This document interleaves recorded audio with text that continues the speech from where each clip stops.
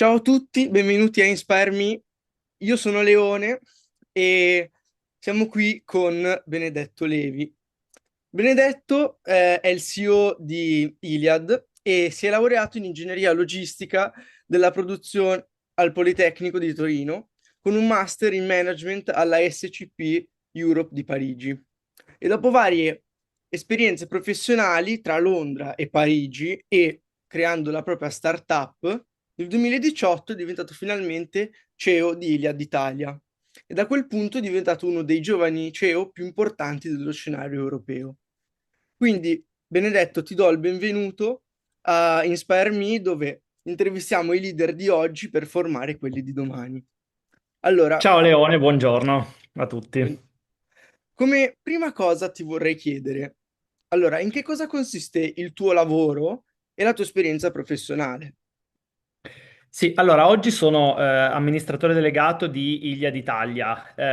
Sono arrivato, proprio tornato in realtà in Italia dall'estero per lanciare l'operatore sul mercato. Noi siamo un operatore di telecomunicazioni. In questi 7 anni, perché ci siamo lanciati nel 2018, abbiamo sviluppato un'infrastruttura di rete mobile, abbiamo offerto un servizio mobile fisso in fibra ottica per le imprese. Oggi abbiamo più di 12 milioni di utenti in Italia. E il mio lavoro quindi è consistito proprio nel pianificare e poi nel mettere in pratica proprio l'ingresso sul mercato di questo nuovo operatore, di definire quindi le strategie a 360 gradi per entrare sul mercato e poi per guidare lo sviluppo e la crescita, dell'operatore in Italia.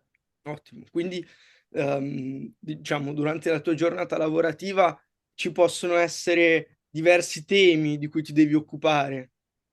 Assolutamente sì, ho la fortuna di lavorare con tante persone con esperienze, competenze, personalità molto diverse con le quali quindi quotidianamente lavoriamo per far continuare lo sviluppo dell'operatore, per fare innovazione che sia tecnologica, che sia commerciale.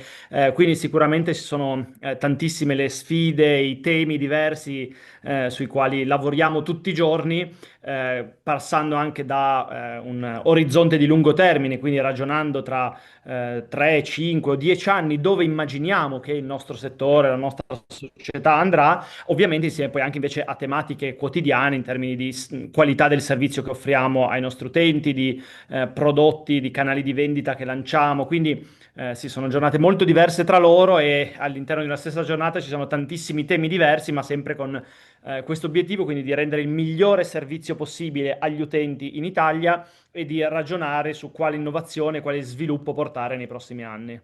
Ottimo. E invece, tornando alla tua formazione scolastica ed università, tornando quindi alla tua laurea in ingegneria logistica della produzione al Politecnico di Torino e poi SCP, ti vorrei chiedere che influenza ha avuto questo tuo percorso scolastico sul tuo successo lavorativo, ma anche personale, e appunto come hai fatto a scegliere questo percorso universitario. Allora, quindi tornando indietro nel tempo, nel momento in cui ho dovuto proprio scegliere quale percorso intraprendere, diciamo, avevo le idee chiare sul fatto che volevo provare poi a creare qualcosa di mio, qualcosa quindi a livello imprenditoriale.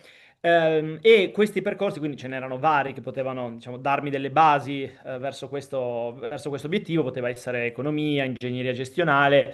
Poi ho fatto effettivamente questo percorso quindi con una laurea triennale in ingegneria logistica della produzione, ma che era all'interno della facoltà di ingegneria gestionale.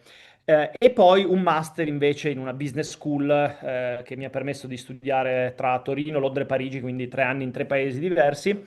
E sono sicuramente due tipi di studi e proprio di sistemi, diciamo, scolastici, universitari molto diversi tra loro, tra il Politecnico e la Business School, ma che hanno in comune, da un lato, come dire, un approccio abbastanza generalista, quindi che ti permettono poi dopo di intraprendere carriere e strade molto, molto diverse.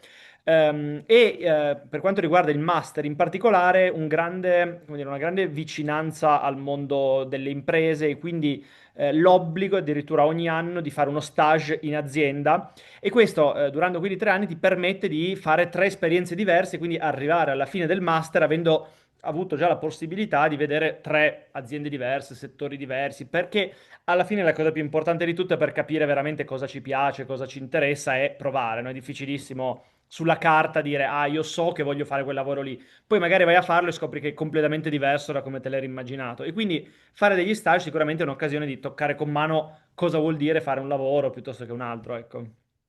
Ottimo, ottimo.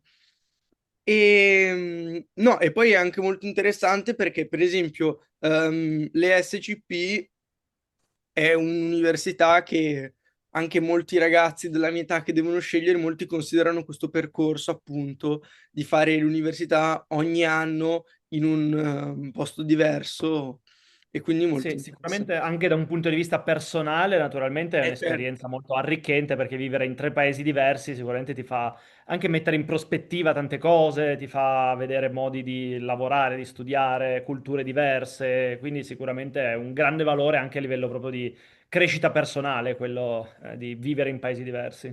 certo.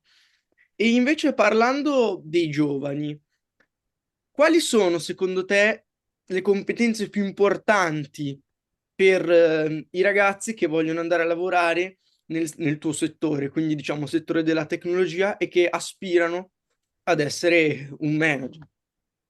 Allora, oggi era sempre di più, anno dopo anno, credo che acquisiscano sempre più importanza le cosiddette soft skills.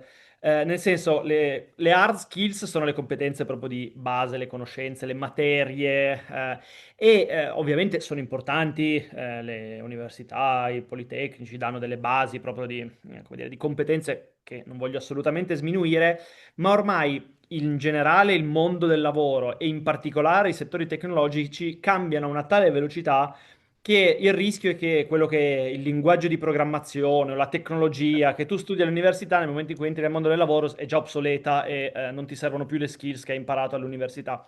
E quindi secondo me invece le competenze, quelle fondamentali oggi, sono da un lato la capacità di adattamento, quindi anche se magari si comincia a lavorare in un certo modo, con certi strumenti, certi processi, è molto probabile ormai che dopo qualche anno cambi tutto e quindi avere l'agilità mentale, anche la voglia proprio di mettersi in discussione, di cambiare, di provare qualcosa di nuovo, quindi questo sicuramente è fondamentale. Certo, Legato a questo anche una grande curiosità, perché se non ci si limita a fare le cose, ma se si va oltre, quindi ci si chiede ma perché questa cosa funziona così, perché viene fatta in questo modo, oppure come altro si fa da un'altra parte del mondo, in un altro settore. Questo anche permette di stare al passo e magari anche invece di portare, di guidare l'innovazione. Quindi anche questa curiosità è fondamentale, credo, per qualcuno che oggi entra nel mondo del lavoro. Quindi sono davvero oggi competenze molto più sul come si fanno le cose che sul cosa si è imparato sui banchi di scuola, che sono sempre più importanti. certo. Per esempio, diciamo, la caratteristica che mi viene in mente può essere il growth mindset, di approcciare i problemi in un modo positivo, piuttosto che... Assolutamente. Assolutamente sì, quotidianamente ci sono in qualunque settore, in qualunque lavoro, tantissimi problemi da risolvere, sfide da vincere, ostacoli da superare, quindi approcciarli in modo positivo come delle opportunità di evolversi, di cambiare, di testare cose nuove è assolutamente fondamentale, sì. E come CEO Italia di Iliad, cos'è che ti dà più soddisfazione del tuo lavoro e perché lo consiglieresti a un ragazzo, a un giovane? Allora, sicuramente quindi ho la fortuna di lavorare in una società che fa dell'innovazione proprio il suo, diciamo, mestiere, il suo valore e con tante persone intorno che la vedono allo stesso modo e che hanno voglia di portare innovazione. Quindi sicuramente il fatto di lavorare con persone entusiaste, competenti, appassionate del loro mestiere per diciamo, farsi venire nuove idee e poi lavorare per metterle in pratica, per metterle in mano a milioni di persone, per migliorare poi alla fine l'esperienza quotidiana di tante persone sicuramente è una grandissima soddisfazione. Quindi poter avere la libertà di immaginare cose nuove, le persone giuste per realizzarle e poi vedere l'impatto che hanno quando arrivano appunto nelle case o nelle tasche o nelle mani dei consumatori, sicuramente dà una grandissima soddisfazione. Ottimo. E diciamo, come ultima cosa, un appello ai ragazzi che stanno guardando questa intervista. Mm. Qual è stato il consiglio migliore che tu abbia ricevuto? E a tua volta, cosa consiglieresti ai nostri spettatori?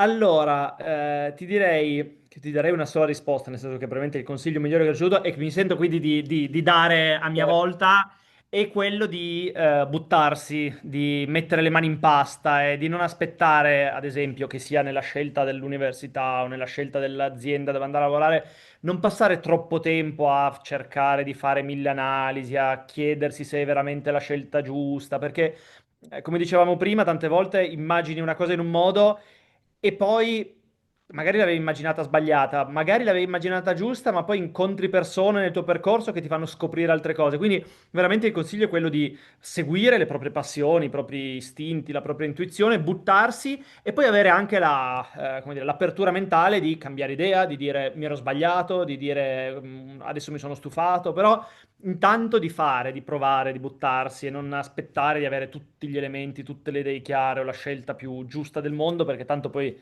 le cose cambiano velocemente, quindi veramente provare e poi dopo semmai reagire, cambiare.